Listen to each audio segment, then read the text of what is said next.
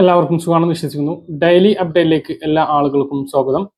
നാളെ ഏപ്രിൽ 2-ാം തീയതിയും തുടർന്നുള്ള ദിവസങ്ങളിലും നിങ്ങൾ ശ്രദ്ധിക്കേണ്ട വളരെ പ്രധാനപ്പെട്ട കാര്യങ്ങളാണ് ഈ ഒരു വീഡിയോയിൽ വ്യക്തമാക്കുന്നത്.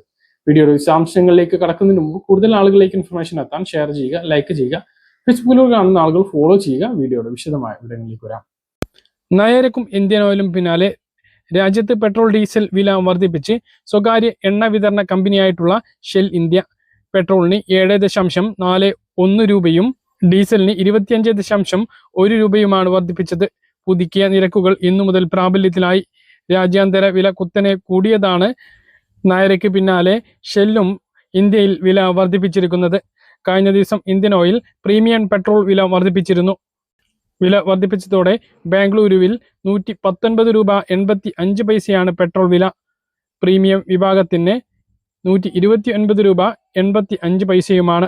സാധാരണ ഡീസലിന് 123 രൂപയും പ്രീമിയം ഡീസലിന് 133 രൂപ 52 പൈസയുമാണ്.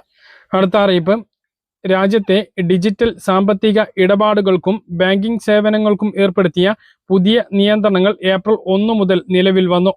ഓൺലൈൻ തട്ടിപ്പുകൾ വർദ്ധിക്കുന്ന സാഹചര്യത്തിൽ ഉപഭോക്താക്കളുടെ സുരക്ഷ മുൻനിർത്തിയാണ് റിസർവ് ബാങ്ക് കർശന മാർഗനിർദ്ദേശങ്ങൾ പുറപ്പെടുവിച്ചിട്ടുള്ളത്. UPI, debit card, credit card, mobile വാലറ്റുകൾ എന്നിവ വഴിയുള്ള എല്ലാ ഇടപാടുകൾക്കും ഇനി മുതൽ 2 ഫാക്ടർ ഒതന്റിഫിക്കേഷൻ നിർബന്ധമാക്കിയിട്ടുണ്ട്. OTP മാത്രം ഉപയോഗിച്ചുള്ള നിലവിലെ സുരക്ഷാ സംവിധാനങ്ങൾ മറികടന്ന് സിം സാപ്പിംഗിലൂടെയും ഫിഷിംഗിലൂടെയും തട്ടിപ്പുകൾ വർദ്ധിച്ചതോടെയാണ് പുതിയ നീക്കം. ഇനി മുതൽ OTPക്ക് പുറമെ പിൻ നമ്പറോ പാസ്വേഡോ ബയോമെട്രിക് സംവിധാനമോ കൂടി ഉപയോഗിച്ചാൽ മാത്രമേ ഇടപാടുകൾ പൂർത്തീകരിക്കാൻ സാധിക്കുകയുള്ളൂ. വലിയ തുകയുടെ ഇടപാടുകൾ നടത്തുമ്പോഴും പുതിയ ഫോണിൽ നിന്ന് ലോഗിൻ ചെയ്യുമ്പോഴും കൂടുതൽ സുരക്ഷാ പരിശോധനകൾ ഉണ്ടാകും. സംവിധാനങ്ങളിലെ പോരായ്മ മൂലം തട്ടിപ്പിനിരയാകുന്ന ഗുണഭോക്താക്കൾക്ക് നഷ്ടപരിഹാരം നൽകാൻ ബാങ്കുകൾ ബാധ്യസ്ഥരായിരിക്കും എന്നും പരാതികൾ വേഗത്തിൽ തീർപ്പാക്കണമെന്നും RBI നിർദ്ദേശിച്ചിട്ടുണ്ട്. UPI സേവനങ്ങളിലും NPCI പുതിയ നിയന്ത്രണങ്ങൾ കൊണ്ടുവന്നിട്ടുണ്ട്. ഒരു ദിവസം ഒരു ആപ്പിലൂടെ പരമാവധി 50 തവണ മാത്രമേ ബാലൻസ് പരിശോധിക്കാൻ ഇനി കഴിയുകയുള്ളൂ. ഒരു ആപ്പിൽ പരമാവധി 25 ബാങ്ക് അക്കൗണ്ടുകൾ മാത്രമേ ലിങ്ക് ചെയ്യാൻ പാടുള്ളൂ. പൂർത്തിയാക്കാത്ത ഇടപാടുകളുടെ സ്റ്റാറ്റസ് പരിശോധിക്കാൻ 90 സെക്കൻഡ് ഇടവേള നിർബന്ധമാക്കിയിട്ടുണ്ട്. ഇനി മുതൽ EMI പോലുള്ള ഓട്ടോ ഡെബിറ്റ് ഇടപാടുകൾ തിരക്ക് കുറഞ്ഞ സമയത്ത്, അതായത് രാവിലെ 10 മുൻപോ രാത്രി 9:30 ശേഷമോ മാത്രമായിരിക്കും നടത്തുക. സംസ്ഥാനത്ത് പാചകവാതക വില വർദ്ധിച്ചു. വാണിജ്യ സിലിണ്ടറിന് മാത്രമാണ് ഇപ്പോൾ വില വർദ്ധിപ്പിച്ചിട്ടുള്ളത്. കഴിഞ്ഞ മാസം 2 തവണയാണ് വില കൂട്ടിയത്. ഇത്തവണ 195 രൂപ 50 പൈസയാണ് വർദ്ധിപ്പിച്ചിട്ടുള്ളത്. ഇതോടെ ഒരു പാചകവാതക സിലിണ്ടറിന് 19 കിലോഗ്രാം തൂക്കം വരുന്ന വാണിജ്യ സിലിണ്ടറിന് 2200 രൂപക്കടുത്തെത്തി. പല പട്ടണങ്ങളിലും വിലയിൽ ചെറിയ വ്യത്യാസമുണ്ട്. ചില സ്ഥലങ്ങളിൽ 2200 മുകളിലാണ് വില. ഡെലിവറി ചാർജ് പുറമേ നൽകണം. കൂടുതലും കരിഞ്ചന്തക്ക് മാത്രമാണ് ഇപ്പോൾ വാണിജ്യ സിലിണ്ടറുകൾ ലഭ്യമാകുന്നത്. ഹോട്ടലുകളും മറ്റും അടച്ച അവസ്ഥയാണുള്ളത്. അതേസമയം വീടുകളിൽ ഉപയോഗിക്കുന്ന സിലിണ്ടർ വിലയിൽ മാറ്റം ഇല്ല. മറ്റൊരു പ്രധാനപ്പെട്ട കാര്യം, ഏപ്രിൽ 1 സാമ്പത്തിക വർഷം ആരംഭമാണ്. ഈ മാസം മുതലാണ് ഗ്യാസിന്റെ എണ്ണം കണക്കാക്കുന്നത്. ഒരു ഗ്യാസ് ഗുണഭോക്താവിന് 12 സിലിണ്ടറുകളാണ് കേരളത്തിൽ ലഭിക്കുന്നത്. അത് ഏപ്രിൽ 1 മുതലാണ് എണ്ണി തുടങ്ങുന്നത് എന്നുള്ളത് എല്ലാവരും മനസ്സിലാക്കുക. ഉജ്ജൽ യോജന പദ്ധതി പ്രകാരം ഗ്യാസ് സിലിണ്ടറിന് 300 രൂപ സബ്സിഡി ലഭിക്കുന്നവർക്ക് KYC ചെയ്യണമായിരുന്നു. ചെയ്യാത്തവർക്ക് ഇനി മുതൽ സബ്സിഡി ലഭിക്കില്ല, പദ്ധതിയിൽ നിന്നും പുറത്താകുന്നതാണ്. മറ്റൊരു പ്രധാനപ്പെട്ട അറിയിപ്പ്, കേരളത്തിലെ നിയമസഭാ തെരഞ്ഞെടുപ്പിനോടനുബന്ധിച്ച് സംസ്ഥാനത്തെ സ്വകാര്യ മേഖലയിലെ ജീവനക്കാർക്ക് വോട്ട് രേഖപ്പെടുത്തുന്നതിനായി ഏപ്രിൽ 9 ശമ്പളത്തോട് കൂടിയിട്ടുള്ള അവധി പ്രഖ്യാപിച്ചു. സംസ്ഥാന ലേബർ കമ്മീഷണറുടേതാണ് ഉത്തരവ്. പ്ലാന്റേഷൻ, വ്യവസായം, നിർമ്മാണ മേഖലകൾ തുടങ്ങിയിട്ടുള്ള എല്ലാ സ്വകാര്യ സ്ഥാപനങ്ങളിലും ഈ ഉത്തരവ് ബാധകമാണ്. ജനാധിപത്യ നിയമത്തിലെ സെക്ഷൻ 135B പ്രകാരം വോട്ടെടുപ്പ് ദിവസം ജീവനക്കാർക്ക് അവധി അനുവദിച്ചിരിക്കുന്നു. അവധിയുടെ പേരിൽ തൊഴിലാളികളുടെ വേതനത്തിൽ കുറവ് വരുത്താൻ പാടില്ല എന്നും നിർദ്ദേശിച്ചിട്ടുണ്ട്. സ്വന്തം മണ്ഡലത്തിന് പുറത്ത് ജോലി ചെയ്യുന്ന ദിവസവേതനക്കാർ, കരാർ തൊഴിലാളികൾ, കാഷ്വൽ ജീവനക്കാർ എന്നിവർക്കും ഈ ആനുകൂല്യം ലഭിക്കും. അത്യാവശ്യ സർവീസുകളിൽ ജോലി ചെയ്യുന്നവർക്ക് വോട്ട് രേഖപ്പെടുത്താൻ തൊഴിലുടമകൾ പ്രത്യേകം സൗകര്യം ഏർപ്പെടുത്തണം. ഉത്തരവ് ലംഘിക്കുന്ന സ്ഥാപനങ്ങൾക്കെതിരെ കർശന നടപടി സ്വീകരിക്കുമെന്ന് ലേബർ കമ്മീഷണർ മുന്നറിയിപ്പ് നൽകി.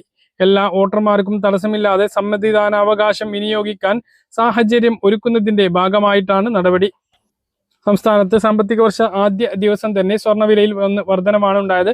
പവന് 1440 രൂപയാണ് കൂടിയത്. ഇതോടെ ഒരു പവൻ സ്വർണത്തിന്റെ വില വീണ്ടും 1,11,080 രൂപയിലെത്തി. ഗ്രാമിന് 180 രൂപയാണ് വർദ്ധിച്ചത്. സംസ്ഥാനത്ത് ക്ഷേമ പെൻഷൻ ബാങ്കിലേക്കാണ് ഇപ്പോൾ വിതരണം നടന്നത്.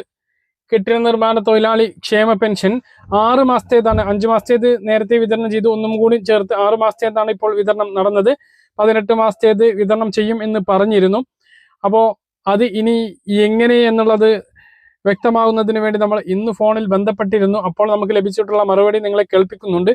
ക്ഷേമ പെൻഷനുമായി, അതായത് കയ്യിൽ പെൻഷൻ വിതരണവുമായി മാർച്ച് ഏപ്രിൽ മാസത്തെ കയ്യിൽ പെൻഷൻ വിതരണവുമായി ബന്ധപ്പെട്ട അറിയിപ്പ് തന്നെയാണ് പറയുന്നത്. സംസ്ഥാനത്ത് ഈ ഇലക്ഷന് മുമ്പ് മാർച്ച് മാസത്തെയും ഏപ്രിൽ മാസത്തെയും 4000 രൂപ പെൻഷൻ ഒരുമിച്ച് വീടുകളിൽ വിതരണം ചെയ്യുന്നത് 5-ാം തീയതി മുതലേ ആരംഭിക്കുകയുള്ളൂ. 4-ാം തീയതി വൈകുന്നേരത്തോടു കൂടിയേ ട്രഷറിയിൽ നിന്നും പണം കൈമാറി കിട്ടുകയുള്ളൂ എന്നാണ് സർവീസ് സംഘങ്ങൾ അറിയിച്ചിട്ടുള്ളത്. അതുകൊണ്ട് തന്നെ അതിനുശേഷം മാത്രമേ കയ്യിൽ പെൻഷൻ വിതരണം ആരംഭിക്കുകയുള്ളൂ. ഇലക്ഷൻ ദിവസം വരെ, അതായത് 9-ാം തീയതിക്ക് മുമ്പ് എല്ലാവർക്കും പെൻഷൻ വിതരണം ചെയ്ത് പൂർത്തീകരിക്കാനാണ് സർക്കാർ സർവീസ് സഹകരണ സംഘങ്ങളോട് നിർദ്ദേശിച്ചിട്ടുള്ളത്. അപ്പോൾ ആ ഒരു രീതിയിൽ വോട്ടിന് പോകുന്നതിന് മുമ്പ് 4000 രൂപ എല്ലാവർക്കും പെൻഷൻ എത്തിച്ചേരുന്നതാണ് എന്നുള്ളതാണ് ആദ്യത്തെ അറിയിപ്പ്. സ്ത്രീ സുരക്ഷാ പെൻഷൻ 1000 രൂപയും 9-ാം തീയതിക്ക് മുമ്പ് ഏപ്രിൽ മാസത്തേത് ലഭിക്കും എന്നുള്ള സൂചനകളും ലഭിച്ചിട്ടുണ്ട്. കെട്ടിട നിർമ്മാണ തൊഴിലാളി പെൻഷൻ വിതരണം പുരോഗമിച്ചുകൊണ്ടിരിക്കുകയാണ്. ഇതിനകം 5-6 ഗഡുക്കൾ പല ആളുകൾക്കും ലഭിച്ചു. 6 ഗഡുക്കളും ലഭിച്ചിട്ടുള്ള ആളുകൾക്ക് 9,600 രൂപയാണ് ലഭിച്ചിട്ടുള്ളത്. 18 മാസത്തെ 28,600 രൂപ വിതരണം ചെയ്യും എന്ന് പറഞ്ഞിരുന്നു. എങ്കിലും ആ ഒരു തുക ലഭിച്ചില്ല. അപ്പോൾ ഇതുമായി ബന്ധപ്പെട്ട് ഇനി ബാക്കി തുക ഉണ്ടാകും എന്ന് ഉദ്യോഗസ്ഥരുമായിട്ട് ഇന്ന് സംസാരിച്ചിരുന്നു. അതിന്റെ ഫോൺ കോൾ നിങ്ങൾ കേൾക്കുക. നിർമ്മാണ തൊഴിലാളി ക്ഷേമ ബോർഡ്. ഹലോ. ഹലോ. ആ മാഡം, 5 എണ്ണം കൊടുത്തില്ലേ പെൻഷൻ? കൊടുത്തായിരുന്നു. 6 ഇനി ബാക്കിയുള്ളത് ഇനി എന്നാണ് കൊടുക്കുന്നത് മാഡം? ബാക്കിയുള്ളത് പിന്നെ അത് തീരുമാനമായിട്ടില്ല. ഇപ്പോഴിത് മാത്രമേ കൊടുത്തിട്ടുള്ളൂ. ഈ ഇലക്ഷന് മുമ്പ് എങ്ങനെ ഉണ്ടാവോ? ഇലക്ഷന് മുമ്പാണ് അറിയില്ല. ഇത് ഒന്ന് തിങ്കളാഴ്ച അയച്ചതേ ഉള്ളൂ. അതുകൊണ്ടാണ് ആ 5 എണ്ണത്തിൽ ഒന്ന് തിങ്കളാഴ്ച അയച്ചത് കൊണ്ട് ഈ മാസത്തിൽ എനിക്ക് ഒന്നും പറയാൻ പറ്റൂല. നമുക്കൊന്നും പറഞ്ഞിട്ടില്ല ഞങ്ങളോട്. ഇലക്ഷൻ കഴിഞ്ഞേ കാണുള്ളായിരിക്കാം. എന്തോ അന്വേഷിച്ചിട്ട് പറയാം. 2 ദിവസം കഴിഞ്ഞൊന്ന് വിളിച്ചാൽ മതി. 2 ദിവസം കഴിഞ്ഞിട്ടോ? ഓ അല്ല, ആദ്യം പറഞ്ഞിരുന്നതെന്ന് വെച്ചാല് എല്ലാം ക്ലോസ് ചെയ്യുന്ന മുടക്കുള്ള എല്ലാം ക്ലിയർ ചെയ്യുന്നു പറഞ്ഞിരുന്നു. പിന്നെ പറഞ്ഞു പിന്നെ ഒരു വട്ടം വിളിച്ചപ്പോ പറഞ്ഞു പകുതിയാണ് ക്ലോസ് കൊടുക്കുന്നതെന്ന് പറഞ്ഞു. ഫണ്ട് വരെയാണെങ്കിൽ അത് ചെയ്യുമായിരിക്കാം. ഫണ്ട് വന്നാലേ ചെയ്യാം. ഫണ്ട് വരണ അനുസരിച്ച് ചെയ്യുമായിരിക്കാം. ഫണ്ട് ഉണ്ടെങ്കിൽ ചെയ്യുമായിരിക്കും. അല്ല മേഡം, ഒരാഴ്ചയും കൂടെ കഴിഞ്ഞിട്ട് ഇനിയിപ്പോ അവധിയല്ലേ. അല്ല മേഡം, ഒരു കാര്യം ചോദിച്ചോട്ടെ.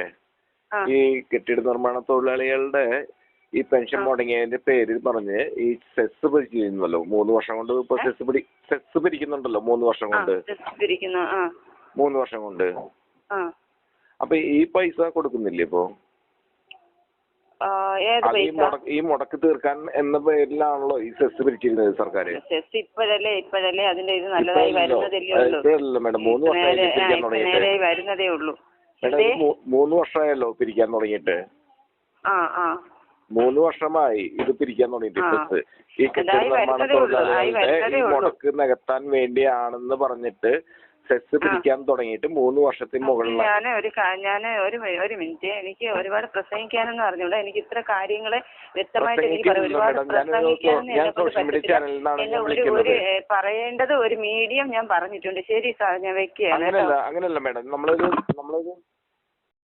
പറഞ്ഞ കാര്യങ്ങൾ കൃത്യമായിട്ട് മനസ്സിലാണെന്ന് കരുതുന്നു. ഇതുപോലുള്ള ഇൻഫർമേഷനുകൾക്ക് ഫോളോ ചെയ്യുക, സബ്സ്ക്രൈബ് ചെയ്യുക. മറ്റൊരു വീഡിയോയുമായി നമുക്ക് വീണ്ടും കാണാം. ഇതുവരെ.